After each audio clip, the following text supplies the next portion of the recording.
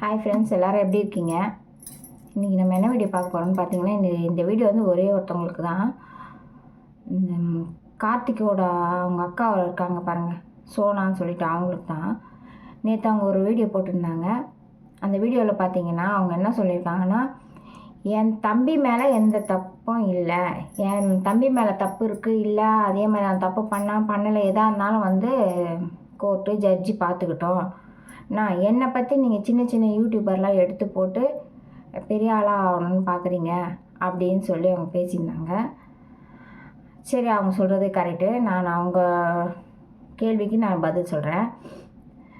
அக்கா, நீங்கள் சேனல் ஆரம்பித்த அன்றைக்கே 10,000 சப்ஸ்கிரைபர் வந்துட்டுருப்பாங்களா உங்களுக்கு? நீங்கள் சொல்லுங்கள். நீங்களும் வந்து சேனல் ஆரம்பிக்கும்பொழுது சின்ன யூடியூபர் தான். அதே மாதிரி இப்போ உங்களுக்கு என்ன, இப்போ ஒரு 17,000 சப்ஸ்கிரைபர் தான் இருக்காங்க. இதுக்கே வந்து நீங்கள் பெரிய யூடியூபர்னு நினச்சிங்கன்னா அப்போ மில்லியன் கணக்கில் வச்சுருக்கவங்களாம் என்ன சொல்லுவாங்க? நீங்களே சொல்லுங்கள். இந்த 17,000 சப்ஸ்கிரைபர் உங்களுக்கு வர்றதுக்கு நீங்கள் மட்டும் எந்த ஆயுதத்தை கையில் எடுத்தீங்க? திவ்யான்ற ஒரு பொண்ணை தானே ஆயுதமாக பயன்படுத்துகிறீங்க. அவளை வச்சு தானே கண்டென்ட்டுன்னு போட்டு சப்ஸ்கிரைபர் எல்லாமே வாங்கினீங்க, ரீச் ஆகணும்னு சொல்லி ஆசைப்பட்டீங்க. அப்படி இருக்கும்போது சின்ன சின்ன யூடியூபர்ஸ் உங்கள் வீடியோலாம் உங்கள் வீடியோ கூட எடுத்து போட மாட்டாங்க. உங்களை பற்றி பேசக்கூடாதுன்றீங்களா? உங்களை பற்றி சின்ன சின்ன யூடியூபர்ஸ் பேசுகிறாங்களா? ஊர் உலகமே தானே பேசுது. இது உங்கள் வீட்டுக்குள்ளே நடந்திருந்தால் யாரும் உங்களை வந்து பேச போகிறது கிடையாது, சரிங்களா? இது ஊர் உலகமே தான் பேசுது நீங்கள் பண்ணது. அதனால் நீங்கள் வந்து அவங்களெல்லாம் பேசுறது தப்பு தானே. நீங்கள் ஆரம்பத்தில் நீங்களும் பெரிய எடுத்த உடனே உங்களுக்கு ஒரு 10,000 சப்ஸ்கிரைபர் வந்திருந்தாங்கன்னா நீங்கள் சொல்லலாம், நான் சேனல் ஆரம்பித்த உடனே எனக்கு 10,000 சப்ஸ்கிரைபர் வந்துட்டாங்க, நான் பெரிய யூடியூபர்னு சொல்லிட்டு.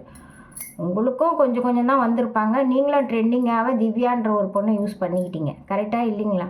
திவ்யா ஒன்றும் நல்லவல்ல, கெட்டவளாக இருந்தாலும் பரவாயில்லன்னு யூஸ் பண்ணிக்கிட்டீங்களே. அதே மாதிரி உங்கள் தம்பி மேலே தப்பு இருக்குது, தப்பு இல்லை, அது நீங்கள் சொன்ன மாதிரி கோர்ட்டு பார்த்துப்பாங்க, ஜட்ஜி பார்த்துப்பாங்க, அது அவங்க இஷ்டம், ஓகேங்களா? அங்கே இருக்க ரீசன் என்ன? ஒன்றே ஒன்று, உங்கள் தம்பி சேர்ந்த இடம் சரியில்லை. அதை நீங்கள் நல்ல ஒரு அக்காவாக இருந்தால் நீங்கள் என்ன பண்ணியிருக்கணும்? தடுத்துருக்கணும், போவாதப்பான்னு சொல்லிட்டு. கரெக்டுங்களா இல்லையா? உங்கள் தம்பி சேர்ந்த, அதாவது ஒரு உதாரணத்துக்கு சொல்கிறேன், நீங்கள் என்னென்ன நினச்சிக்கோங்க, ஒரு சாக்கடைக்கிட்ட நின்று சந்தனத்தை அள்ளி அள்ளி பூசிக்கிட்டா கூட அந்த இடத்துல நம்மளுக்கு சாக்கடை நாற்றம் தான் வரும், சந்தன நாற்றம் வரவே வராது. சந்தனத்தோட வாசனை வரவே வராது. அந்த இடத்துல வந்து நம்மளுக்கு சாக்கடையோட நாற்றம் தான் அடிக்குமே தவிர சந்தன வாசனை வரவே வராது. அந்த மாதிரி தான் உங்கள் தம்பி பண்ணுது. என்ன தான் உங்கள் தம்பி நல்லவராக இருந்தாலும், நீங்கள் நல்லவங்களாக இருந்தாலும், நீங்கள் சாக்கடையாண்ட போய் நின்னது உங்கள் தப்பு, சரிங்களா? அது சாக்கடை மேலே பட்டால் 4 பேர் சொல்ல தான் செய்வாங்க. சாக்கடை தண்ணி மேலே பட்டுச்சு, போய் க்ளீன் பண்ணுமா, ஒரே நாற்றடிக்குதுன்னு சொல்ல தான் செய்வாங்க. அதுக்காக அந்த வழி வந்தவங்க சொன்னவங்களாம் தப்பு, என் மேலே சாக்கடை அடித்தா எனக்கு உங்களுக்கு என்ன அப்படின்னு சொல்லி நீங்கள் சொல்ல முடியுமா? அதனால் நிறைய பேருக்கு பாதிப்பு இருக்காதா? சொல்லுங்கள். அதனால் நீங்கள் பேசுறது ரொம்பவே தப்பு. அந்த மாதிரி நீங்கள் பேசாதீங்க. அதே மாதிரி எங்கள் ஹஸ்பண்டுக்கு தெரிஞ்சிச்சு இந்த யூடியூபருங்கெல்லாம் கொள்றதுனால எனக்கு ரொம்ப கஷ்டமாக இருக்குது. எங்கள் ஹஸ்பண்ட் என்னை வீட்டை விட்டு வெளியில் போக சொல்கிறாரு, நான் வாழ முடியாதுன்னு சொல்கிறீங்களே. இதே உங்கள் ஹஸ்பண்ட் வந்து திவ்யாவை கூட்டிகிட்டு வந்து நீங்கள் வீடியோ கொள்ளும்போதெல்லாம் உங்கள் ஹஸ்பண்டும் தான் கூட இருந்தார், அவரும் தான் சேர்ந்து வீடியோ போட்டார். அப்போ அவருக்கு அந்த கோபம் வரலைங்களா? ஏதோ ஒரு மூஞ்சி முகரை தெரியாத பொண்ணை கூட்டிகிட்டு வந்து நீ வீடியோ போடலாம், நீங்கள் எப்படி இது மாதிரி பண்ணலாம், அவன் இப்போ கார்த்தி பொண்டாட்டி வந்தான்னா என்ன ஆகுறது, அவனுக்கு ஒரு குழந்தை இருக்குதுன்னு சொல்லி அப்போ உங்கள் வீட்டுக்காரர் பேசலையா? அப்போ அவர் பேசிந்து அப்போ உங்களை ஒரு 4 அரை அரைஞ்சி, கார்த்திக்கு ஒரு 4 அரை அரைஞ்சி வீட்டை விட்டு வெளியே தொத்திருந்தாருன்னா கரெக்டு, அவர் மானசு தான் கரெக்டாக பேசியிருக்காருன்னு அர்த்தம். அப்போல்லாம் அவர் கம்முன்னு இருந்துட்டு இப்போ வந்து 4 பேர் இப்படி பேசுகிறாங்க, சொந்தக்காரங்க இப்படி பேசுகிறாங்கன்னா பேச தான் செய்வாங்க. ஒரு வீட்டில் ஒரு ஆம்பளை வந்து ஒரு பொம்பளை தப்பு பண்ணாலும் சரி, ஆம்பளை தப்பு பண்ணாலும் சரி, எடுத்த உடனே ஆரம்ப ஸ்டேஜிலே தட்டி கேட்கணும்.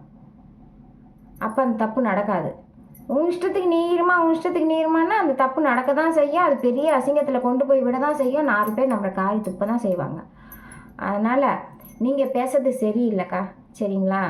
சின்ன சின்ன யூடியூபர்னு சொல்லி யாரையுமே தரம் மட்டமாக நினைக்காதீங்க. மில்லியன் கணக்கில் சப்ஸ்கிரைபர் வச்சுருக்கவங்க கூட ஆரம்பத்தில் அவங்களுக்கும் 1, 2, 3 அப்படி சப்ஸ்கிரைபர் வந்துதான் இருப்பாங்க. அவங்களும் வந்து ஒரு ரீச் அடையணும்னு தான் நினச்சிருப்பாங்க, புரியுதுங்களா? அதனால் நீங்கள் வந்து அந்த மாதிரியெல்லாம் யாரையுமே தரகுறவாக பேசாதீங்க.